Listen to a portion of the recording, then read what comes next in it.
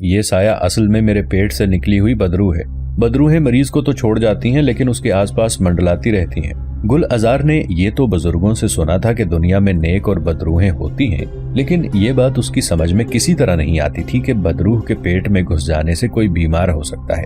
بیماری تو اللہ کی طرف سے ہوتی ہے، کبھی وہ کسی کو سزا دینے کے لیے بیمار کر دیتا ہے تو کبھی بیماری کو موت کا بہانہ بنا کر بھیجتا ہے۔ یہ باتیں وہ خانی ماں کو کیسے سمجھاتی؟ خانی ماں تو توہم پرست اور بے دین تھی۔ گل ازار نے کوئی جواب نہ دیا تو خانی ماں نے سمجھا کہ لڑکی کا خوف دور ہو گیا ہے۔ جا گل، اب سو جا۔ گل اٹھ کے دوسرے کمرے میں چلی گئی اور بستر پر لیٹ کر سونے کی کوشش کرنے لگی، لیکن نیند اس سے خفا ہو چکی تھی۔ وہ بار بار کروٹ بدلتی، آنکھیں بند کرتی، منہ پر کپڑا ڈال لیتی یا پھر چہرہ ہاتھوں سے ڈھانپ لیتی، لیکن نیند کو نہ آنا تھا نہ آئی۔ آخر وہ جھلا کے اٹھ بیٹھی۔ آج وہ دل میں خانی ماں سے بھی خفا تھی۔ انہوں نے اس کی بات کا اعتبار نہیں کیا تھا اور گل کو یقین تھا کہ وہ سایہ کتنا ہی پر اسرار کیوں نہ ہو، بدرو نہیں ہو سکتی۔ روح تو ہوا کے جھونکے کے ساتھ ہوتی ہے، ادھر سے آیا ادھر سے نکل گیا۔ یہ نہیں کہ جب اسے پکارا جائے یا ٹوکا جائے تو وہ نیچے اونچے راستوں سے بھاگتا ہوا کسی چٹان کے پیچھے چھپ جائے۔ گل ازار نے سر پر ایک سیاہ کپڑا ڈالا اور خنجر لیے ہوئے خیمے کے دروازے پر آ گئی۔ خانی ماں اپنے کمرے میں محو خواب تھی۔ ان کے کمرے میں ایک شمع ٹمٹما رہی تھی۔ گل ازار نے اپنے کمرے کی شمع روشن کی تھی۔ خانی ماں اور اس کے کمرے کے درمیان جو پردہ پڑا تھا وہ اس قدر باریک تھا کہ خانی ماں کے خراٹوں کے ساتھ ان کی صورت بھی اس کے کمرے میں جیسے دور کر آتی تھی۔ وہ اپنے بستر پر لیٹے لیٹے ان کو سوتے ہوئے دیکھا کرتی تھی۔ تاریک رات تھی اور ہر طرف سناٹا چھایا ہوا تھا۔ گل ازار کا اس سائے کے لیے تجسس بہت بڑھ گیا تھا۔ خانی ماں کی باتوں سے وہ کچھ اور چڑھ گئی تھی۔ اس نے سوچا کیوں نہ خود سائے کے متعلق کچھ اور معلومات حاصل کرے۔ وہ تاتاری لڑکی تھی، مسلمان ہونے کی وجہ سے وہ بھوت پریت سے ڈرتی نہیں تھی۔ بھوت پریت تو صرف لاہور پڑھنے سے بھاگ جاتے تھے۔ وہ جی کڑا کر کے خیمے سے کچھ آگے بڑھی۔ قریب ہی ایک چھوٹی سی چٹان تھی۔ گل ازار دبے پیروں چٹان کے پاس پہنچ گئی۔ چٹان کے قریب کھڑے ہو کر اس نے ادھر ادھر دیکھنا شروع کیا۔ جہاں اس نے 2 بار سائے کو دیکھا تھا، اندھیرا اتنا تھا کہ اسے کچھ نظر نہیں آ رہا تھا۔ 10 گز دور خیمہ مشکل سے نظر آ رہا تھا، پھر بھلا 100 گز دور وہ جگہ یا اس پر سایہ کیا نظر آتا۔ گل ازار خود کو کوستی ہوئی واپس ہوئی۔ ناحق وہ رات کے وقت خیمے سے نکلی۔ خانم ماں کی آنکھ کھل گئی تو مجھے خیمے میں نہ پا کر کیا سوچیں گی۔ اس نے واپسی کے لیے پہلا قدم اٹھایا ہی تھا کہ ٹھٹک کر کھڑی ہو گئی۔ خوف کے مارے اس کے جسم کے تمام رونگٹے کھڑے ہو گئے۔ اس نے جلدی جلدی درود شریف پڑھا، آنکھیں ملی، پھر خیمے کی طرف دیکھا۔ وہی سایہ دبے قدموں خیمے کے دروازے کی طرف بڑھ رہا تھا۔ ایک ہی لمحے کے دوران اس کے دماغ میں سینکڑوں خیالات بجلی کی سی سرعت سے گھوم گئے۔ کون ہے یہ؟ کہیں خانی ماں کا دشمن نہ ہو، خانی ماں کو مارنے نہ آیا ہو۔ پھر اس کا سر چکرانے لگا، لیکن اس نے خود کو سنبھالا۔ خطرہ سر پر منڈلانے لگا تو اس کی مدافعت کی قوت اود کر آئی۔ اسے اپنے سے زیادہ خانی ماں کی فکر تھی۔ پھر ایک دم اس کے منہ سے خانی ماں ہوشیار، خانی ماں ہوشیار نکلا اور وہ اپنی جان کی پرواہ نہ کرتے ہوئے تیزی سے خیمے کی طرف دوڑ پڑی۔ گل ازار کی آواز اس قدر تیز اور بھیانک تھی کہ پوری وادی گونج اٹھی۔ رات کے سناٹے میں آواز تیز معلوم ہوتی ہے۔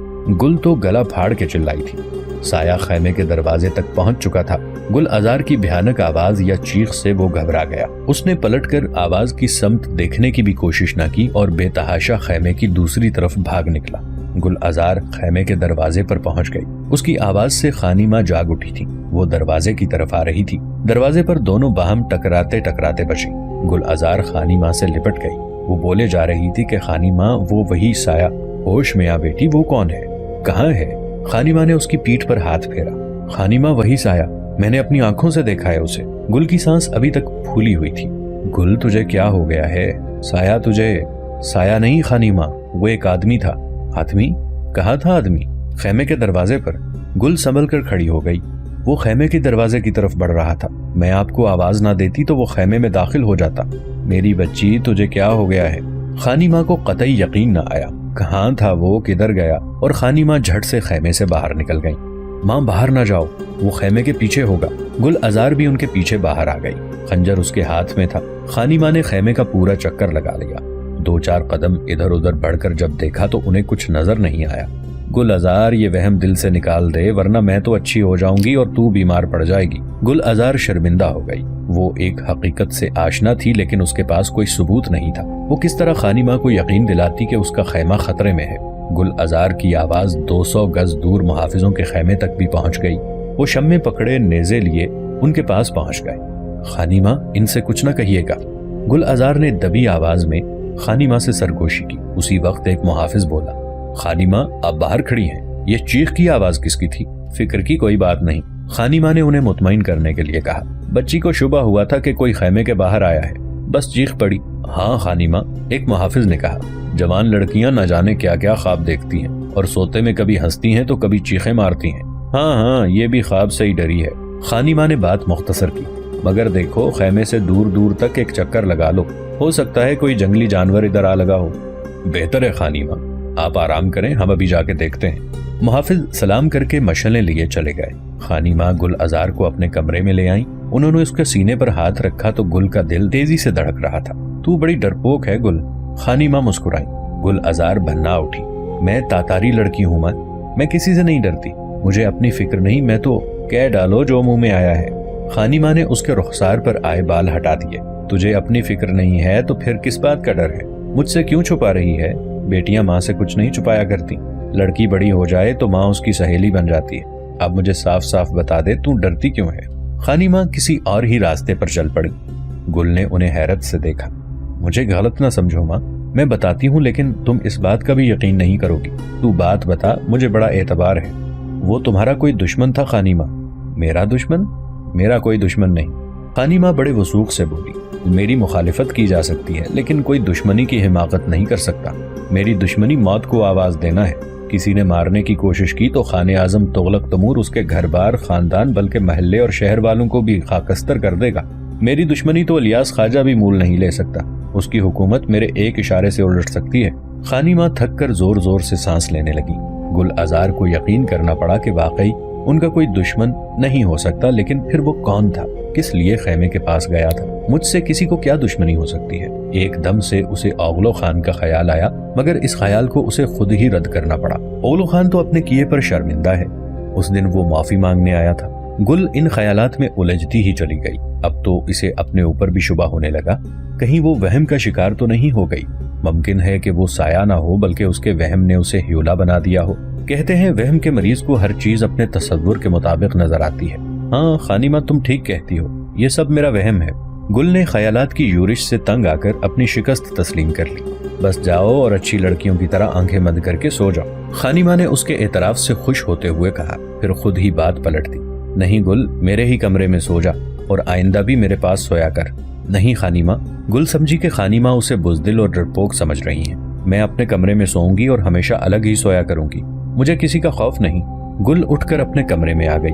بستر پر لیٹ کر اس نے آنکھیں بند کر لی، مگر اس کا وہم پھر مختلف شکلوں میں نمودار ہو گیا۔ وہ سایہ تھا ضرور کسی کا، اس کے دل نے کہا۔ پہلے دور دور دکھائی دیا اور آج خیمے کے دروازے پر۔ اس نے گھبرا کے آنکھیں کھول دی۔ شمع کی مدھم روشنی پردے سے چھن چھن کر اس کے کمرے میں آ رہی تھی۔ اس نے آیت الکرسی پڑھی تو دل کچھ ٹھہرا۔ اس نے کروٹ بدل کر آنکھیں بند کر لیں۔ رات کا نامعلوم کون سا پہر تھا کہ گل ازار کی آنکھ پھر کھل گئی۔ وہ سوئی نہیں تھی، نیند کے غلبے سے اس کی آنکھیں بند ہو گئی تھیں۔ اسی حالت میں ذرا سی آہٹ یا کھٹکے سے آنکھ کا کھل جانا کچھ تعجب خیز نہ تھا۔ پھر یہ آہٹ تو کسی کے قدموں کی آواز تھی۔ اندھیرے میں اس کی آنکھیں تو دھوکہ دے سکتی تھیں، لیکن وہ بہری نہیں تھی کہ اتنی صاف آواز بھی اسے سنائی نہ دیتی۔ اس نے آنکھیں ملی، کانوں میں انگلیاں ڈال کر جیسے انہیں صاف کیا، لیکن آواز تو قریب سے قریب تر ہوتی چلی جا رہی تھی، جیسے کوئی آہستہ آہستہ دبے قدموں احتیاط کے ساتھ خیمے کی طرف بڑھ رہا ہو۔ گل ازار بڑی کشمکش میں مبتلا ہو گئی۔ کیا وہ واقعی اتنے بڑے وہم میں مبتلا ہو گئی ہے کہ آنکھوں کے بعد اب اس کے کان بھی اسے دھوکہ دینے لگے ہیں؟ یہ وہم یا دھوکہ نہیں ہو سکتا۔ اس کے دل میں یقین ہو گیا۔ گل ازار نے سوچا کہ خطرے سے یوں آنکھیں بند کر لینا بزدلی ہی نہیں، بے وقوفی ہے۔ اسے وقت سے پہلے خطرے کی مدافعت کا انتظام کرنا چاہیے۔ گل فوراً اٹھ کر بیٹھ گئی، سرانے سے خنجر نکال کر ہاتھوں میں لے لیا۔ وہ خنجر لے کر پردے کے پاس پہنچی۔ خانی ماں بڑے آرام سے سو رہی تھیں۔ گل نے انہیں جگانے کی کوشش نہیں کی، کیونکہ کچھ گھنٹے قبل ہی وہ گل کو وہمی کہہ چکی تھی، جس نے خود اس کے اپنے اعتماد کو ڈگمگا دیا تھا۔ اس نے فیصلہ کیا کہ آنے والا جیسے ہی خانی ماں کے کمرے میں داخل ہوگا وہ اس پر حملہ کر دے گی۔ وہ خانی ماں کو دشمن کے حملے سے بچائے گی، خواہ اس کی اپنی جان ہی کیوں نہ جاتی رہے۔ قدموں کی آواز دروازے تک پہنچ گئی۔ گل کا دل زور زور سے دھڑک رہا تھا، لیکن وہ خنجر مضبوطی سے پکڑے حملہ کرنے کے لیے تیار کھڑی تھی۔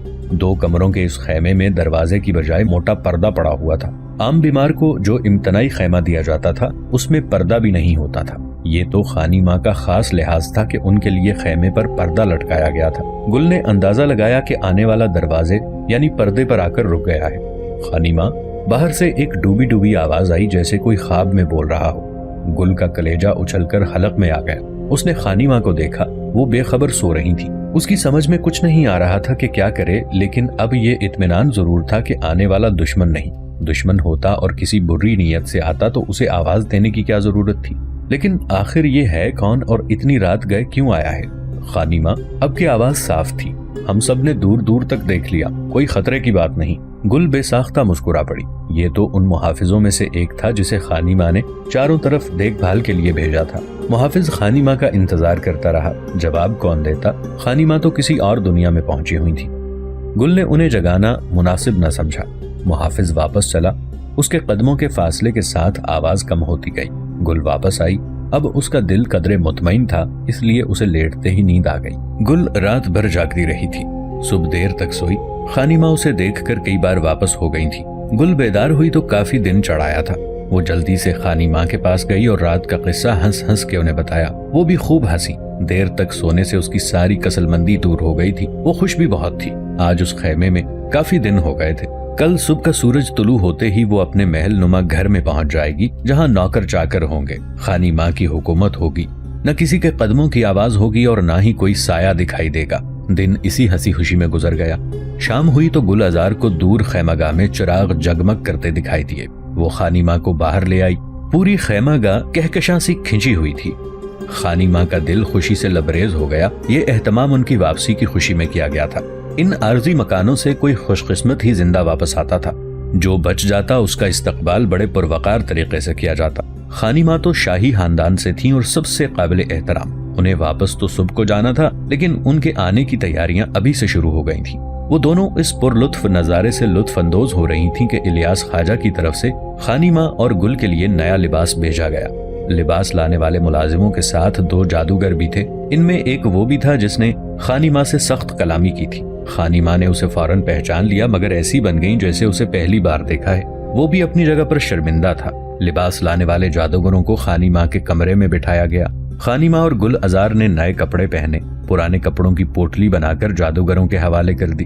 جادوگر ان کپڑوں پر دیر تک کچھ پڑھ کر پھونکتے رہے، پھر باہر لے جا کر کپڑوں میں آگ لگا دی۔ جب تک کپڑے جلتے رہے وہ وہیں منہ میں کچھ پڑھتے رہے اور پھونکتے رہے۔ جو ملازم ساتھ آئے تھے وہ اس تمام عرصے میں آنکھیں بند کیے سہمے سے خیمے کے اندر ہی بیٹھے رہے۔ کپڑے جل کر راکھ ہو گئے تو دونوں جادوگر مسکراتے ہوئے واپس آئے اور خانی ماں کو مبارکباد دی۔ مبارک ہو خانی ماں، بدرو شمال میں بھاگ گئی ہے، ہم نے حد بندی کر دی ہے، اب وہ واپس نہیں آ سکے گی۔ تم لوگ چاہو تو وہ کبھی واپس نہ آئے۔ خانی ماں بڑی عقیدت سے بولی۔ میں نے اس بیماری میں بڑی تکلیف اٹھائی ہے، اس بیماری نے ہمارے کتنے ہی بڑے بڑے لوگوں کی جان لے لی ہے۔ ہاں خانی ماں، گنڈھیا دیوی آسمانی دیوتاؤں کی خدمت گزار ہے۔ ایک بار بڑے دیوتا نے اس سے پوچھا تھا کہ تجھے کیا انعام دیا جائے تو دیوی نے دنیا کا سب سے اچھا خون پینے کی خواہش کی تھی۔ ہم مغلوں کا خون سب سے زیادہ صاف اور اچھا ہے، دیوتا نے اسے ہمارا خون بخش دیا، تب سے یہ مغلوں کا خون پیتی ہے۔ وہ جب چاہتا ہے کسی بدرو کو بھیج دیتی ہے جو کسی مغل کے پیٹ میں گھس کر سارا خون کھینچ لیتی ہے۔ جادوگر نے مغلوں میں پائی جانے والی گنٹھیا کی عام بیماری کی تفصیل اس طرح بیان کی جیسے یہ باتیں اس کے سامنے ہوئی تھیں۔ خانی ماں سر ہلا ہلا کر اس کی تصدیق کرتی رہیں۔ گل آزار چونکہ مسلمان تھی، اسے جادوگر کی ان فضول باتوں پر غصہ آتا رہا۔ اب جادوگر نے خانی ماں سے واپسی کی تفصیلات پر گفتگو شروع کی۔ وہ دراصل اس وقت الیاس کی نمائندگی کر رہے تھے۔ خانی ماں سوچ سوچ کر جواب دیتی رہیں۔ طے یہ ہوا کہ خانی ماں کو واپس لے جانے کے لیے صبح کو ایک سجی سجائی گاڑی آئے گی جس میں گھوڑے جتے ہوئے ہوں گے۔ جس وقت گاڑی روانہ ہوگی تو الیاس خواجہ کا غلام خاص گھوڑے پر سوار ہو کر گاڑی کے آگے چلے گا۔ وہ الیاس خواجہ کا نمائندہ ہوگا۔ یہ گاڑی خانی ماں کو لے کر وادی میں اس جگہ تک جائے گی جہاں الیاس خواجہ اپنے تمام سرداروں کے ہمراہ ان کے استقبال کے لیے موجود ہوگا۔ وہاں گاڑی چھوڑ دی جائے گی اور خانی ماں ایک جلوس کی شکل میں یا پیادہ اپنے گھر جائیں گی۔ اس طرح یہ شاہانہ جلوس خانی ماں کے گھر پر اختتام پذیر ہوگا، وہی گھر جس سے انہیں دودھ کی مکھی کی طرح کچھ دن پہلے نکال دیا گیا تھا۔ خانی ماں چاہتی تھی کہ آج رات وہ پوری نیند سوئیں تاکہ کل تر و تازہ اٹھیں۔ انہیں زندگی کے امتحان سے گزرنا تھا۔ جو راستہ انہیں پیدل طے کرنا تھا وہ 1 میل سے کم نہ تھا۔ راستہ بھی اونچا نیچا اور پتھریلا تھا۔ اس عمر میں اتنا فاصلہ بغیر رکے طے کرنا تھا۔ اگر پیر مڑ گئے اور وہ اپنے گھر پہنچنے سے پہلے گر گئیں تو یہی مغل جو اس وقت ان پر جان نثار ہونے کو تیار ہیں، جو ان کے استقبال میں بڑھ چڑھ کر حصہ لینا چاہتے ہیں، یہی لوگ آنکھیں پھیر لیں گے اور چیخ چیخ کر کہیں گے کہ بڑھیا کو واپس لے جاؤ، اسے خیمے میں مرنے دو۔ خانی ماں نے بہت چاہا کہ وہ لیٹ جائیں، لیکن وہاں تو آنے جانے والوں کا تانتا بند گیا تھا۔ جادوگر رخصت ہوئے تو ان کے پاس خواجہ کا نائب آیا۔ خانی ماں بیماری کے کپڑے تبدیل کر چکی تھی۔ کپڑے خاکستر بھی کیے جا چکے تھے، اس لیے ان سے کوئی بھی مل سکتا تھا۔ ان کے خیمے سے امتناعی نشان مٹایا جا چکا تھا۔ الیاس خواجہ کا نائب 1 گھنٹے تک خانی ماں کا دماغ چاٹتا رہا۔ اس کے آنے کی کوئی خاص وجہ نہ تھی، وہ بس ملاقات کے لیے آیا تھا اور خانی ماں پر یہ تاثر چھوڑنا چاہتا تھا کہ وہ ان کی بیماری کی خبر سے سخت پریشان ہوا تھا۔ اسے جب سے ان کے صحتیاب ہونے کی خبر ملی ہے وہ بے حد خوش ہے اور اسی کا اظہار کرنے کے لیے وہ حاضر ہوا ہے۔ خانی ماں نے اس بیماری کے دوران ایک کو پرکھ لیا تھا۔ ان کی محبت اور منافقت دونوں ہی ان کے سامنے تھی۔ نائب السلطنت کو گئے ہوئے 1 گھنٹہ بھی نہ گزرا تھا کہ الیاس خواجہ کا خادم خاص آ گیا۔ خانی ماں سونے کے بستر پر لیٹ چکی تھی۔ گل ازار ان کا سر دبا رہی تھی۔ اسے خانی ماں کے ساتھ خلوص دل سے محبت تھی۔ ایک کے بعد ایک کا آنا اسے خانی ماں سے بھی زیادہ شاق گزر رہا تھا۔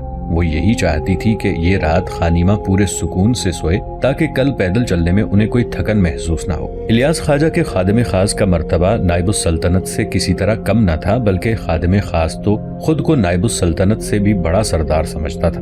نائب السلطنت کی بات رد کی جا سکتی تھی، لیکن الیاس خواجہ نے آج تک خادم خاص کی کوئی بات رد نہیں کی تھی۔ الیاس خواجہ کے گھر کی تمام محافظ عورتیں اور مرد اس کے ماتحت تھے۔ اس کی پوزیشن داروغہ محلات جیسی تھی۔ خانی ماں کو تکلفاً بستر پر بیٹھ کر اسے خوش آمدید کہنا پڑا۔ الیاس خواجہ نے خانی ماں کے لیے گھوڑی کا دودھ بھیجا تھا۔ گھوڑی کا دودھ مغل نہ صرف شوق سے پیتے بلکہ اسے متبرک سمجھتے تھے۔ یہ چونکہ چنگیز خان کو بہت مرغوب تھا اور جو چیز چنگیز خان کو پسند تھی اسے پسند نہ کرنا بڑا گناہ سمجھا جاتا تھا۔ خادم خاص نے بڑی مشکل سے خانی ماں کی جان چھوڑی۔ گل ازار اپنے کمرے میں بیٹھی غلام کی چالاکی اور مکارانہ باتوں پر پیچ و تاب کھا رہی تھی۔ جیسے ہی وہ باہر نکلا گل ازار دندناتی ہوئی خانی ماں کے پاس آئی۔ ماں بس اب تم آرام کرو، کوئی اور آئے گا تو میں اسے تم سے نہ ملنے دوں گی۔ کہہ دوں گی خانی ماں سو رہی ہیں، کل کا دن آپ کے لیے بہت سخت ہے۔ یوں ہی رات بھر لوگوں سے ملتی رہیں تو کل۔ خانی ماں مسکرائیں۔ کوئی محبت سے ملنے آئے تو اسے دروازے سے نہیں لوٹایا کرتے بیٹی۔ محبت؟ اس نے زہر خند کیا۔ میں خوب جانتی ہوں اس محبت کو۔ جب تم گھر سے نکالی جا رہی تھیں اور تبتی کنیز تمہارے پیر پڑ کے رو رہی تھی تو یہی ظالم اس غریب کے بال پکڑ کر تمہارے پاس سے گھسیٹتا ہوا لے گیا تھا۔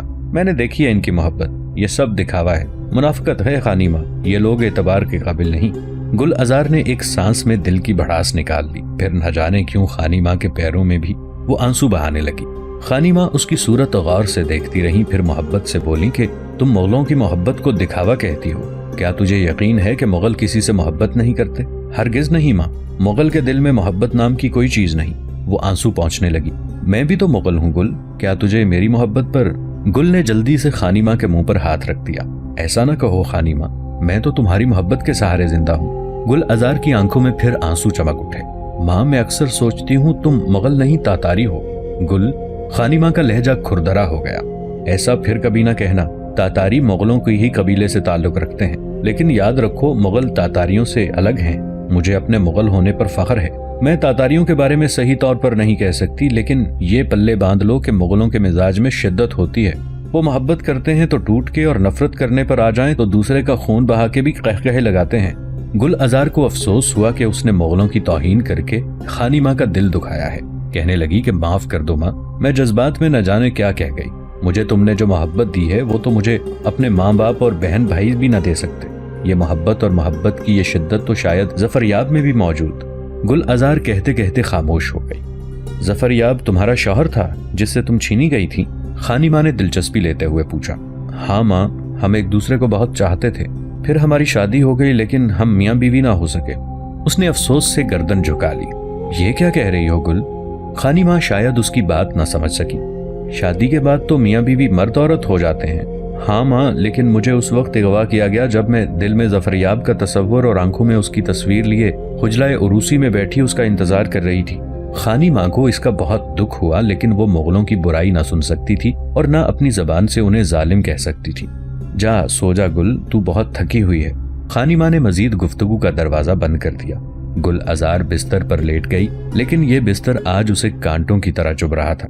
ظفریاب کا نام ایک دم اس کی زبان سے نکل گیا تھا۔